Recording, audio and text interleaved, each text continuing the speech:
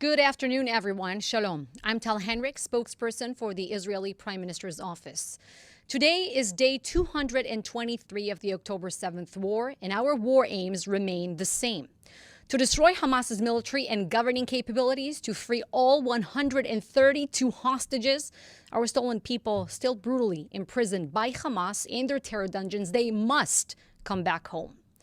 And lastly, we want to ensure that Gaza does not pose a threat to Israel and the rest of the civilized world in the future. Our war objectives are within reach. The day after Hamas in Gaza will be achieved the day after Hamas no longer has the capability to terrorize innocent civilians. As the Prime Minister said yesterday, quote, "What we're doing is what we have to do to win this war. We have to destroy Hamas's fighting formations. They have 4 terrorist battalions left in Gaza. We can't leave that there because they'll reconquer the Gaza Strip, set up their military power again. And they promised, they vowed to commit these savage murders again and again and again." End quote. This is why the IDF is operating in eastern Rafah, to destroy the remaining operational terrorist battalions there.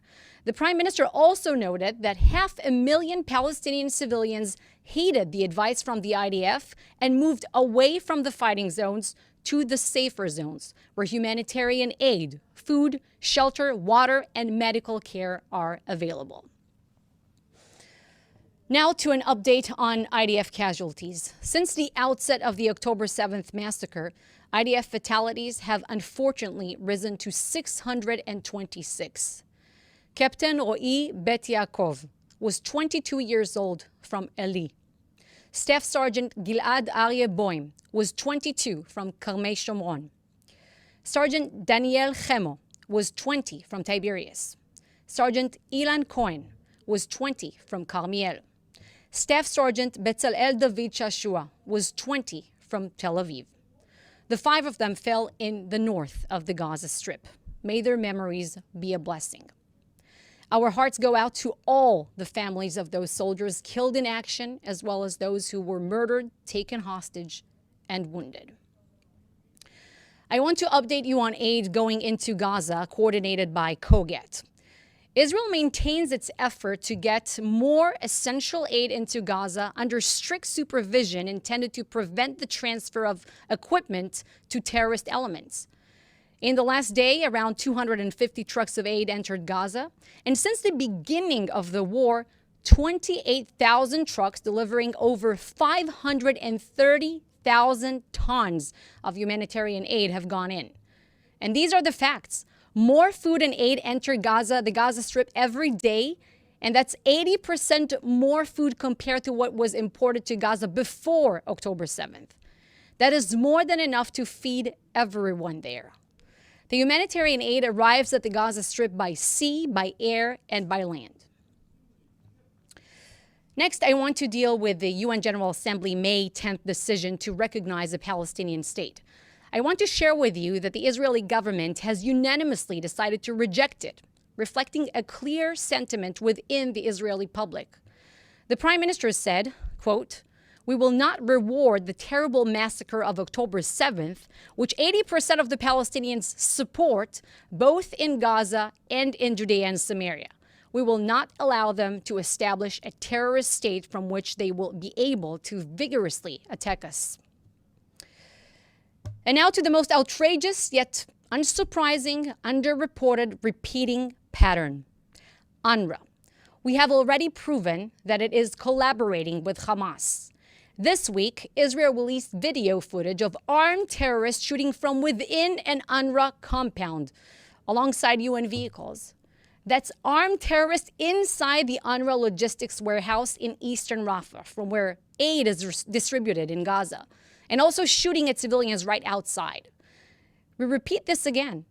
UNRWA is in bed with Hamas. UNRWA must be replaced with other organizations which are not tainted by support for terrorism. UNRWA is not part of the solution, but it is part of the problem. UNRWA's raison d'etre is to perpetuate the conflict. And finally, every day, the fake figures used about this war are being discredited. Yesterday, Prime Minister spoke about the ratio of civilians to combatants killed in this war as one of the lowest in urban warfare history. And today I want to shine a light on the World Health Organization. Since this war began, the World Health Organization has been reporting Hamas Ministry of Health figures without question. This is even more troubling because these are the figures quoted in South Africa's submission to the ICJ. You will have seen that the UN Office for Coordination of Humanitarian Affairs, OCHA, has significantly modified the numbers of casualties in Gaza. It is proven beyond any doubt that the data of the Hamas Ministry of Health in Gaza is part of the Hamas fake propaganda apparatus. That's the end of our briefing for today. I will now take your questions, which you should put in the chat box within, and also mention your news outlet, please. Thank you.